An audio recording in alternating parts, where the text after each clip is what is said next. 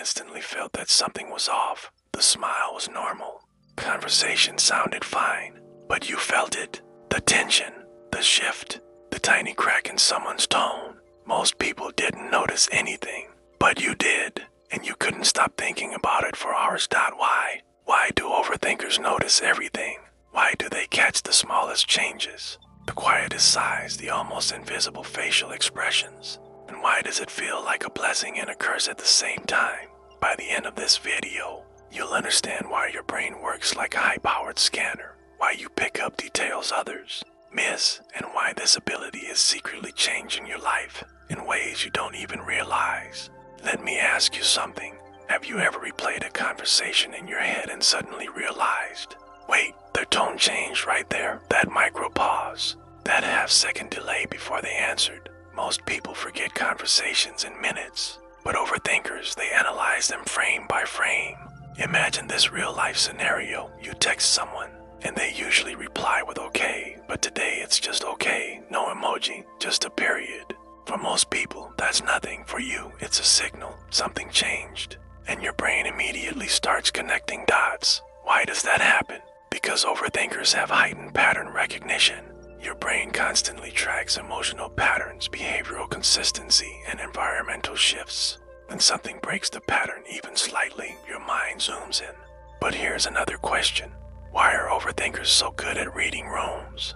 Think about this. You walk into a family gathering, everyone is laughing, but you sense unresolved tension between two people sitting across from each other. No one else sees it. Later, you find out they argued before arriving. Coincidence? Not really. Overthinkers develop hyper-awareness, often because at some point in life, they had to. Maybe growing up, you had to read moods carefully. Maybe you learned that small changes in tone meant something big was coming.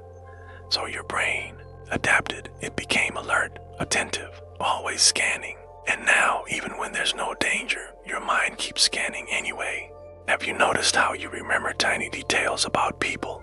The way someone always taps their fingers when nervous. The way a friend says I'm fine differently when they're not fine.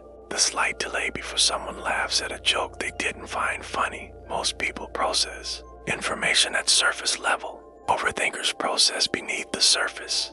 It's like watching a movie and noticing the background character's expression, while everyone else focuses on the main scene. But here's the cost. You don't just notice everything, you feel everything. Why do overthinkers struggle to let things go? Imagine this. Someone makes a subtle sarcastic comment about you in a group. Nobody reacts. Conversation moves on, but hours later, you're still thinking about it. Not because you're weak, not because you're insecure, but because your brain flagged it as important. Overthinkers assign meaning quickly. You don't just hear words, you analyze intention, tone, timing, context, history, and your mind tries to solve the puzzle long after everyone else has moved on. Now think about relationships. Have you ever sensed someone losing interest before they admitted it? The texts get slightly shorter, the enthusiasm dips by 10%, the compliments decrease. Others might say, you're imagining things, but weeks later, the relationship ends, and you realize you saw it coming. Overthinkers notice emotional withdrawal early. Your mind is trained to detect micro changes. The problem is, sometimes you notice shifts that aren't actually significant, and that's where anxiety begins. Why do overthinkers struggle with trust? Imagine someone says, trust me, but their body language feels closed. Their eye contact breaks too soon.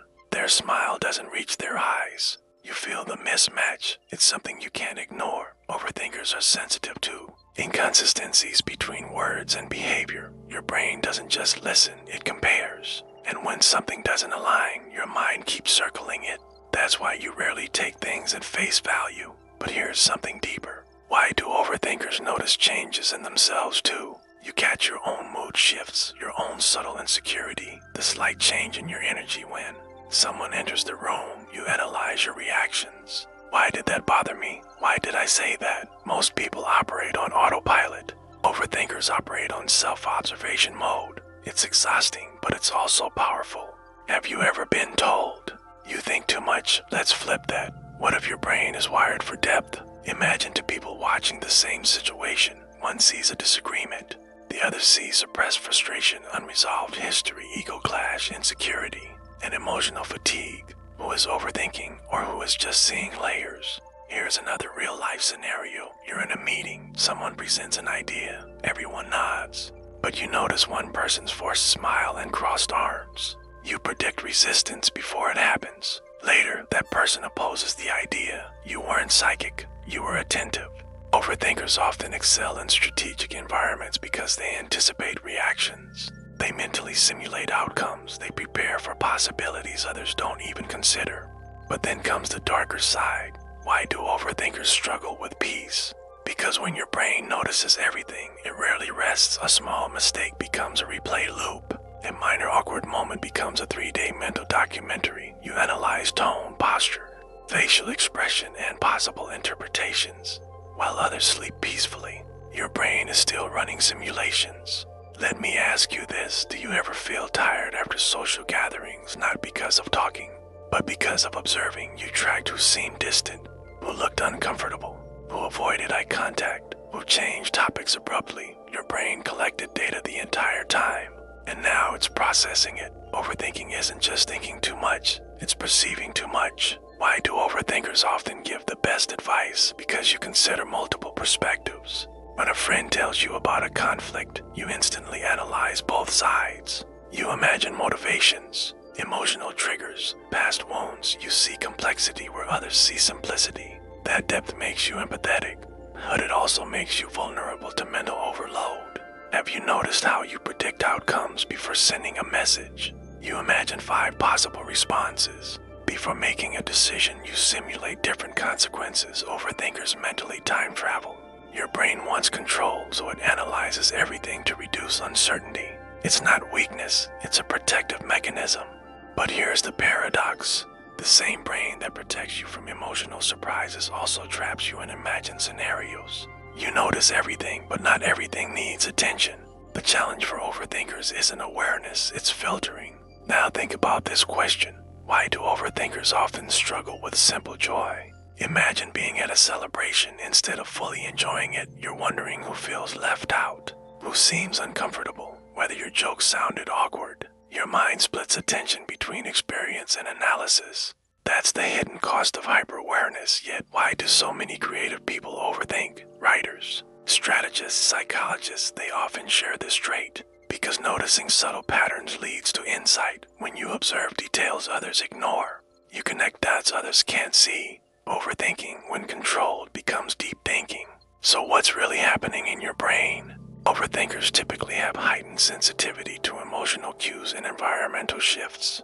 Your nervous system reacts faster to ambiguity. Your brain prefers certainty, so it scans constantly. It's like having high-resolution emotional vision. You don't just see the picture, you see the pixels. Because on some level, it has saved you before. Maybe it protected you from betrayal. Maybe it helped you avoid mistakes. Maybe it allowed you to understand people deeply. Your brain learned that awareness equals safety. The real transformation happens when you shift from unconscious overthinking to conscious awareness.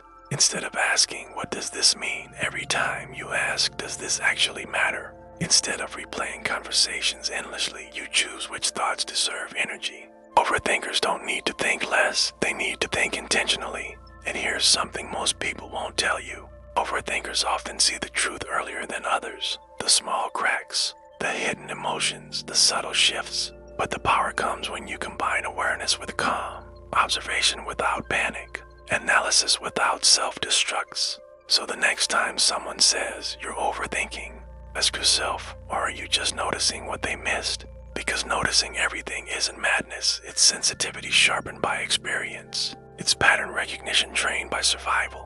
It's depth in a world that prefers surface. But here's the twist. If you're related to this, if you replay conversations, sense emotional shifts instantly, remember tiny details about people, and feel exhausted by your own mind, then you're not normal. You operate on a different frequency. And the real question isn't why you notice everything. It's what you're going to do with that ability.